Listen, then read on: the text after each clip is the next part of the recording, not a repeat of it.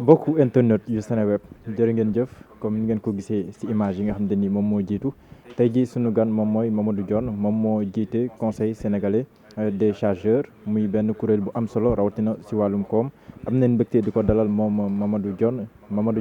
am nañ mbégte di la dalal ak jàmm ci sunu makkaan Seneweb. maa lay gërëm monsieur Diallo di nuyu téléspectateur ak internetu Seneweb yëpp di wax ne mbégte laa am. pour jàkkaarloog yéen pour waxtaan di wax rek ne waxtaan boo xamante ne dina amal nit ñi njëriñ amal askan wi njëriñ ndax COSEC comme ni nga koy déggee mooy conseil sénégalais des chargeurs. voilà ñu nga ñëw tey ji ci makkaan Seneweb bëggoon nañ sax mu nekk ci yeneen contexte ci yeneen condition waaye lii moo am tey ji nan nga ko gisee ak coronavirus beeg yooyu. waaw mbiru coronavirus bi je pense que tey ji sénégalais yëpp mesuré nañu gravité bi ndax boo xoolee tey jii am na mesures yu état bi jël mesures yoo xamante ne ñëpp juboo nañ ci autorités religieuses yi responsables politiques yi leaders d'opinion yi ñëpp d'accord nañu ne dañu war a sàmmook mesures yooyu kon day wane gravité problème bi à l'échelle mondiale également gis nañu évolution bi ni mu gaawee donc feebar la boo xamante ne aussi dama ciy profité di féliciter di remercier suñu docteurs yi ndax ñu ngi ci def liggéey bu am solo waaye li ci ëpp solo dama koy faral di wax bu dee guerre la na Sénégal 16 millions de Sénégalais yëpp considéré ne ku ci nekk ci ñoom moo ko war a gañe maanaam c'est dans le comportement ak yeneen kon feebar la bu doy waar boo xamante ne dina laal wér-gu-yaram mais laalaale koom-koom. voilà dinañ ñëw sax ci wàllum koom ci kanam mais gis nañ ne tey jii ci altine bi am na ñaar fukk cas yu bees yoo xam ne wàññi nañ ko. fu mu toll nii lim bi mi ngi gën a jëm kaw am ñu bëri ñu jàpp ne que ndogal yi njiitu réew président Macky Sall jël fa mu ko jëlee woon baax na mais jot nañu xalaat ci yeneen ndogal yoo xam ne ñoom ñooy gën a tar dem sax ba ne Sénégalais nañ toog seen kër ndax itamit yow bokk ngaa gis-gis ak ñooñu ak tamit analyse de la situation la lay jox. waaw xam nga boo xoolee Sénégal mesures yi mu jël yëpp daf koy teg ci ñaari aspect mooy président dafay déglu techniciens yi. maanaam ñi nga xamante ne seen xam-xam dafa màcc ci loolu ba pare président jël dogal boo xoolee premier cas ba muy avant muy dugg Sénégal sax au niveau des aéroports commencé woon nañu contrôler température yi ba premier cas ba amee également gis nga yeneen mesures yi ci topp ba tey jii ñu ngi ci couvre-feu ñu ngi ci état d'urgence ñu ngi ci interdiction du transport entre les régions ñu ngi ci également renforcement wu moyen wu ce que j'appelle les forces de défense et de sécurité pour que ñu gën a jàppale waa kër docteur état jël na yeneen mesures kon mesures yi li koy dicter toujours mooy la situation li xew tey nag effectivement xaw na inquiété ñu bëri ndax 20 cas nga am ko ci 80 et quelques yoo testé mën na tiital nit ñi mais li ci ëpp solo mooy 20 cas yi fan la jóge ci cas importé tey ji depuis bi ñu fermé frontières yi ba léegi depuis le 20 képp ku dugg Sénégal ci beneen anam dañ la bloqué xool ndax feebar bi am nga ko ba pare aussi ña nga amaloon contact ñi nga xamante ñu ngi fi woon ba am ak ñenn contact ñooñu aussi dañ leen bloqué pour mën leen a gën a tester aussi kon nañu jàpp ne loolu am na solo mais am na yeneen cas communautaire yoo xam ne moo ñu inquiété mais li ëpp solo rek tey sax wàññi leen ci benn voilà li ëpp solo rek mooy mesures yi état di jël da koy jël en fonction de la situation te man gëm naa ne président de la République lépp lu mu laaj comme mesure du ci hésiter à la minute qui suit la koy jël. voilà sànq yaa ngi koy junj sax ndaxte tamit benn ay bés rek la def bi président Macky Sall yeggee état d'urgence ak couvre-feu waaye comme ni ko docteur Bousso waxee fu mu toll nii ba le 4 avril dañuy xaar ay cas yu bees ndaxte comme ni nga ko waxee fekk na ñu tëjoon frontières yi dañuy xaar fukk ak ñeenti fan pour xool ñooñu fu mu toll kon jotagul sax ñu évaluer concrètement état d'urgence ak couvre-feu yi maanaam mesures yi nga xam président Macky Sall jël na ko il y a de cela une semaine mais booy observer la société sénégalaise par rapport ak ñi nga leen di gisee tey jii ak feebar bi ndax da ngay gën a am jàqare ndax tamit day saxal day dal nga naan population sénégalaise ñi si ëpp boog nangu ne na feebar bi am na te itam ñu ngi jël seen matukaay di dëpp ak digle yi. waaw l'essentiel des sénégalais ñu ngi ciy góorgóorlu waaye des na kuy waxal yàlla rek man weekend bi maa ngi romb benn béréb ma gis xale yi ni ñu toogee maa ngi naan sama chauffeur bi ñee de nañu toogee dafa mel ni yëguñu ne feebar am na waaw ñu toog de manière très rapprochée ñi di xiim ataaya fële ñuy wax di waxtaan comme si de rien n'était donc nañu jàpp ne aujourd'hui remise en cause ku ne feebar bi mën na ko dal mais ku nekk également mën nga def effort pour jéem ko moytu may ñaan aussi yàlla musal ci ñëpp mais li ëpp importance mooy sénégalais yi il faut que ñu gën a mesurer ñun ñëpp la gravité de la situation ñu gën a jël ay mesures individuelles à l'échelle individuelle ku nekk sàmmoo ak mesures yi état bi jël ndax situation tey bi yokk nañ ci ne am na ñaari cas grave cas grave mooy lan mooy ñoo xamante ne kenn ki sax machine moo koy noyyiloo kon tey jii loolu moo dal tey jii tugal moo dal France moo dal Espagne ba mënatuñu contrôler le nombre de décès ya fay am Sénégal eggul niveau boobu mais nañu góorgóorlu ñun ñëpp bu baax ci loolu parce que xale yi surtout les jeunes lay gën a waxal comportement yooyu geste barrière yi buñ ko banaliser nañ ci góorgóorlu bu baax weekend bi def naa yenn garage clando yu nekk sama dëkk fa la ci jas jàppale leen ci ay équipement ak yëpp mais surtout sensibiliser waale leen ci li ñu war a sàmmook les gestes barrières kon nañ ci gën a góorgóorlu te gëm naa ne Sénégal peuple la boo xamante ne bu xasee ba comprendre yenn aspects yi rek ku ci di nga jël sa responsabilité. junj nga ko sànq yaa ngi wax les gestes barrières mooy comportement bi ñu war a am pour moytu feebar bi moytu nuyoo ak loxo di jegante lu bëri tamit di raxas suñuy loxo ak yooyu ñu gis ne président Macky Sall fu mu toll nii mi ngi dalal ñu bëri ci palais de la République makaanam am ñu bëri ñu ko rafetlu waaye mu am tamit leneen loo xam ne day safaanoo lool ak communication bi nga xam ne sax moom daf koy joxe gis neen ñu jox ko ci loxo du li ñuy dénoncer mais dañuy attirer attention rek pour ñu xam gis neen ñi tamit yenn saa lu xaw a ndróog rassemblement sa palais ba ndax i tamit bu nekkee ne président Macky Sall dafa jublu ci loolu woo ñëpp muy lu ñu rafetlu mu ci amaale leneen loo xam ne tamit day xajamal cere gi tamit ndax jotul ñu xoolaat format bi ni ñu koy defee ci palais. waaw xam nga président concertation yi mu doon def signal la doon joxe rek signal bu fort mooy lan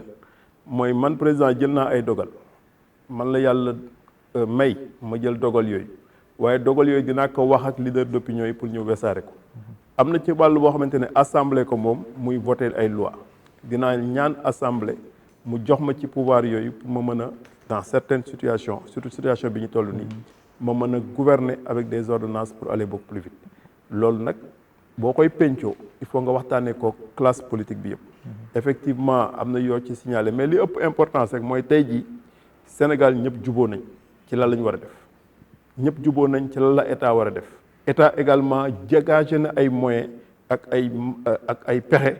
pour xeex feebar bi te je pense que loolu c'est important man je connais beaucoup de pays africains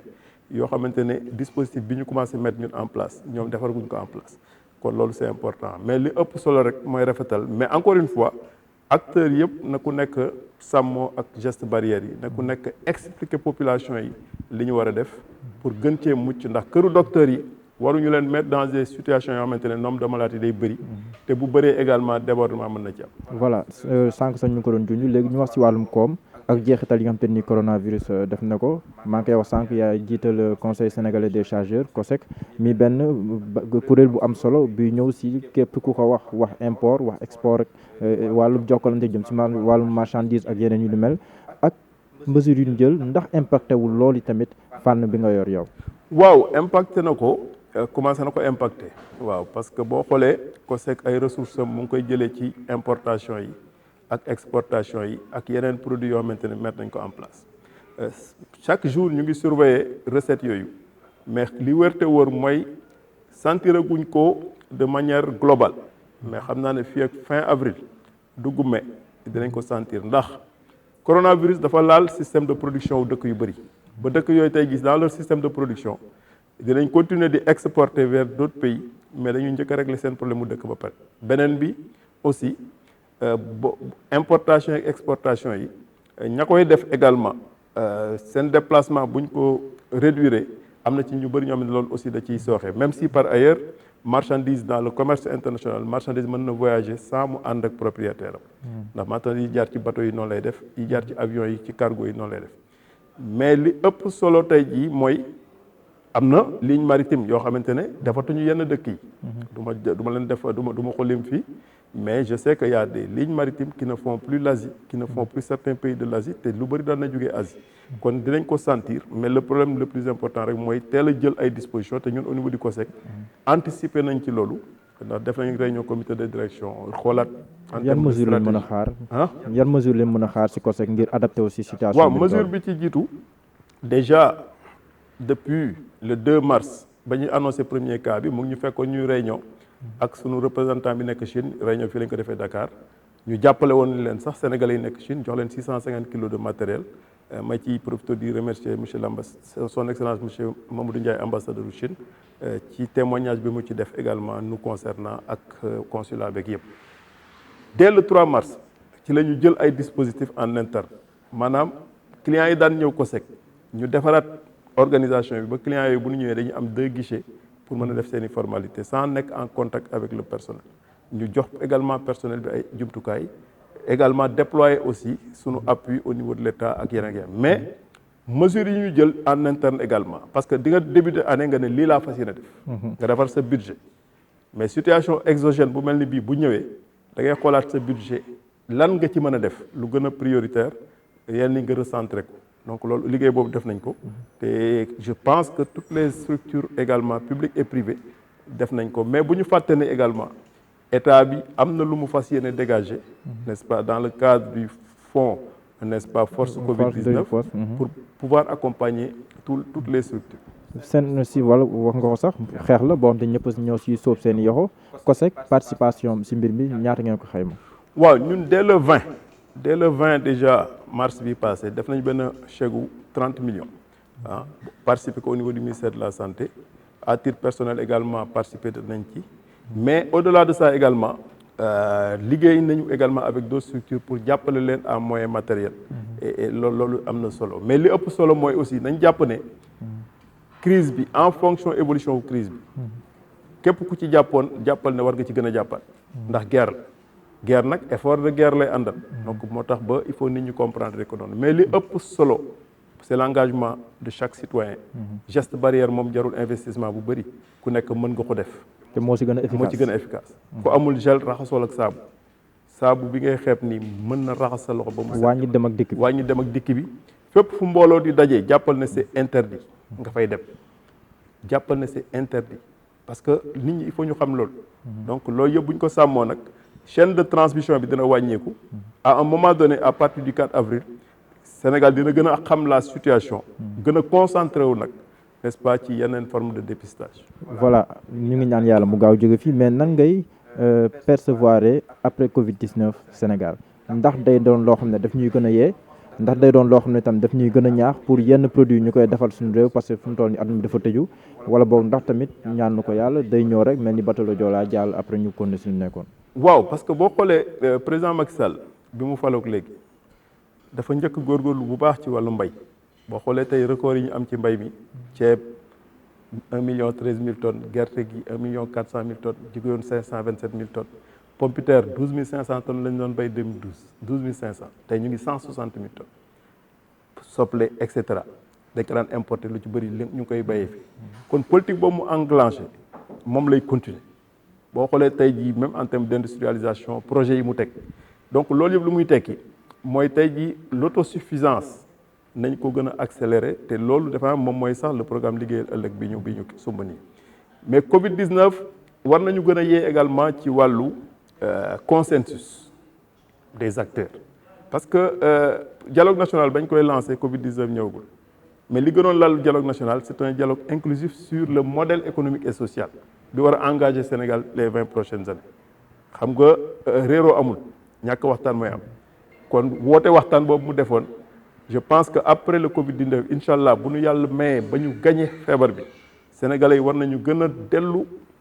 à des formes d'humilité surtout des acteurs pour gën a liggéey ensemble pour gën a accélérer le processus d'émergence du Sénégal. mais liggéey ëllëg dina laaj ay réajustement dina laaj ñu joyantiwaat ko ndax dafa am lu ñu xaarutoon buñ koy sanc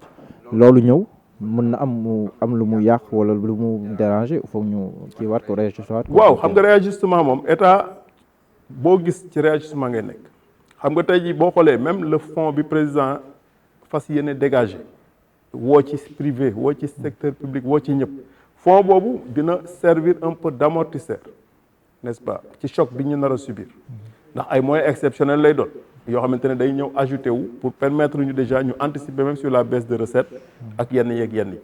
donc réajustement moom mënul ñàkk te je pense que réajustement bi ci jiitu mooy l'effort de guerre te loolu je pense que l'effort de guerre boobu bu ñu ko réglé ba noppi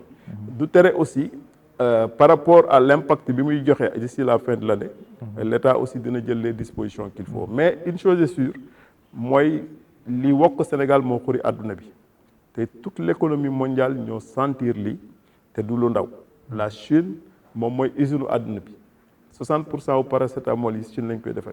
lu ci bëri Chine lañ koy defar machines yi noyyiloo nit ñi lu ci bëri 80% yi dégg naa sax Chine lañ ko daan defaree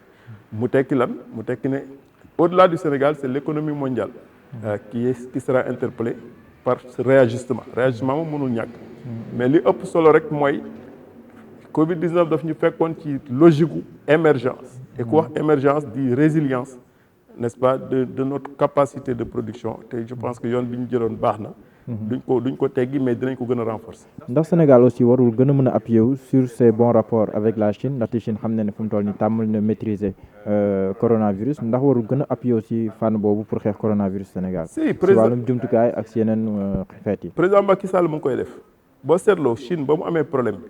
gars yi dem di jëli gi seen population Union européenne affrété ay avion Maroc jël avion pour jëli ay nitam président Macky Sall jëliwul sunu xale